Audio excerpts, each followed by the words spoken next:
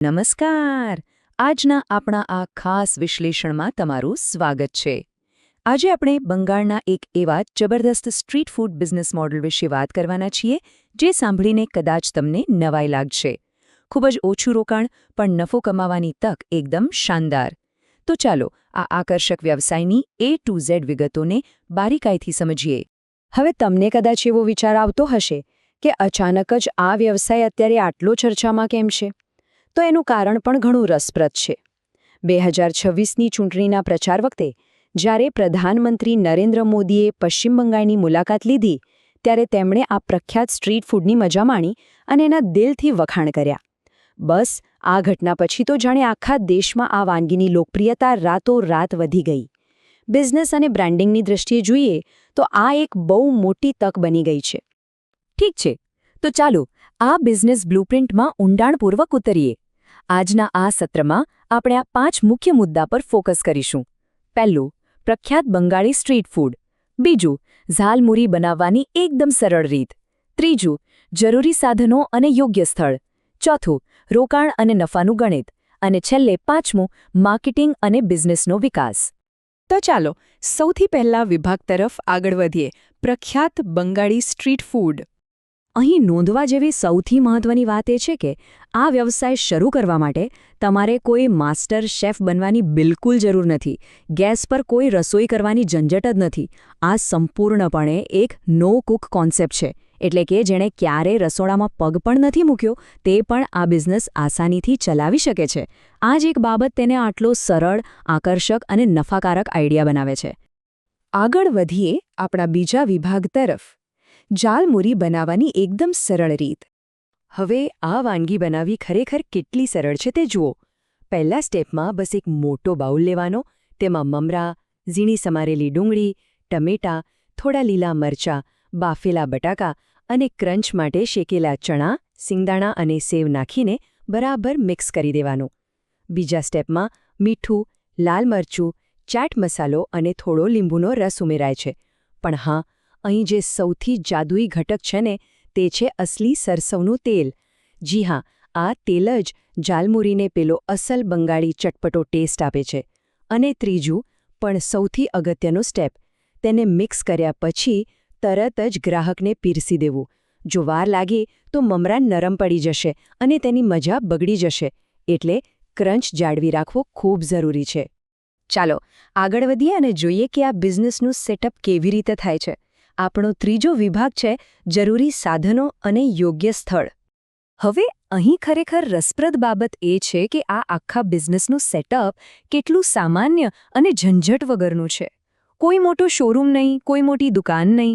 આના માટે માત્ર એક નાની લારી અથવા તો એક ફરતો સ્ટોલ જોઈએ. બસ મમરાને સુરક્ષિત અને કડક રાખવા માટે સ્ટીલના ડબ્બા, મિક્સ કરવા માટે એક મોટો બાઉલ અને શાકભાજી કાપવા માટે માત્ર એક છરી. વિચાર કરો, કોઈ ભારે મશીનરી નહીં, મોટા વાસણો ઘસવાની કોઈ માથાકૂટ નહીં. છે ને એકદમ બેઝિક સેટઅપ. અલબત્ત કોઈ પણ બિઝનેસમાં લોકેશન એટલે કે સ્થળની પસંદગી બહુ મોટો ભાગ ભજવે છે. આ વ્યવસાય માટે રેલવે સ્ટેશન, બસ સ્ટેન્ડ અથવા કોલેજો જેવા ભીડભાડવાળા અને ગીચ વિસ્તારો એકદમ પરફેક્ટ છે. આવું કેમ? કારણ કે આ એવા વિસ્તારો છે જ્યાં રોજે રોજ હજારો લોકોની અવરજવર રહે છે. અને થાકેલા કે ઉતાવળમાં રહેલા આ લોકો હંમેશા કોઈક ઝડપી, હળવા અને ટેસ્ટી નાસ્તાની શોધમાં જ હોય છે. બસ આ જ આપણું ટાર્ગેટ માર્કેટ છે. હવે આપણે સેટઅપ અને લોકેશનની તો વાત કરી લીધી, પણ ચાલો હવે સીધા ગણિત પર આવીએ. આપણો ચોથો વિભાગ છે રોકાણ અને નફાનું ગણિત.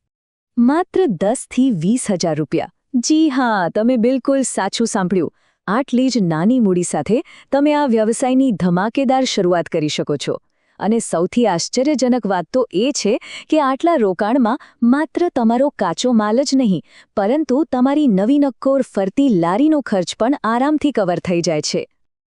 ચાલો હવે રોજના ગણિતને થોડું બારીકાઈથી સમજીએ. ધારો કે આપણે દૈનિક માત્ર 100 પ્લેટ વેચવાનો એકદમ સામાન્ય લક્ષ્યાંક રાખીએ છીએ. જો આપણે એક પ્લેટની કિંમત 20 રૂપિયા ગણીએ તો રોજની કુલ આવક 2,000 રૂપિયા થાય. હવે જો તેમાંથી કાચા માલનો ખર્ચ કાઢી નાખીએ ને તો પણ રોજના 800થી 1000 રૂપિયાનો ચોખ્ખો નફો તો ખિસ્સામાં આવે છે. આનો સીધો અને સરળ અર્થ એ થાય કે મહિનાના અંતે તમે આરામથી 25000થી 35000 રૂપિયાની કમાણી કરી શકો છો. આટલા નાના રોકાણ સામે આવું વળતર ખરેખર અદ્ભુત કહેવાય. તો આપણે બિઝનેસ શરૂ તો કરી દીધો, પણ તેને આગળ કેવી રીતે વધારવો? ચાલો જોઈએ આપણા 5મા અને અંતિમ વિભાગમાં માર્કેટિંગ અને બિઝનેસનો વિકાસ. અને આ બાબત ખૂબ જ શાનદાર રીતે દર્શાવે છે કે આપણે પરંપરાગત રીતોને આધુનિક સમય સાથે કેવી રીતે જોડી શકીએ. સૌથી પહેલી અને કડક શરત છે સ્વચ્છતા. આજે ગ્રાહકો સ્વચ્છતાને સૌથી વધુ મહત્વ આપે છે. ત્યારબાદ બ્રાન્ડિંગ. તમારા સ્ટોલને કોલકાતા સ્પેશિયલ જેવું કોઈ આકર્ષક નામ આપો, જેથી રસ્તા પરથી પસાર થતા લોકોનું ધ્યાન તરત ખેંચાય. અને હા, આજનો જમાનો ડિજિટલ છે, એટલે સોશિયલ મીડિયા પર ઝાલમુરી બનાવતા નાના, આકર્ષક અને મોઢામાં પાણી લાવી દે તેવા મેકિંગ વિડીયોઝ શેર કરો. સાથે જ ગ્રાહકોને આકર્ષવા માટે કોઈ નાની કોમ્બો ઓફર્સ પણ આપી શકાય. આટલું કરવાથી બિઝનેસ રાતોરાત બૂસ્ટ થઈ શકે છે. જો કે અહીં આપણે એક વાતની ખાસ નોંધ લેવી પડે, જે મૂળ લેખના ડિસ્ક્લેમરમાં પણ સ્પષ્ટ કરવામાં આવી છે. વ્યવસાય ગમે તે હોય, નફો અને જોખમ હંમેશા બજારની વાસ્તવિક સ્થિતિ, તમે પસંદ કરેલા સ્થળ, બિઝનેસના સ્કેલ અને સૌથી વધુ તો તમારી પ્રોડક્ટની ગુણવત્તા પર જ આધાર રાખે છે.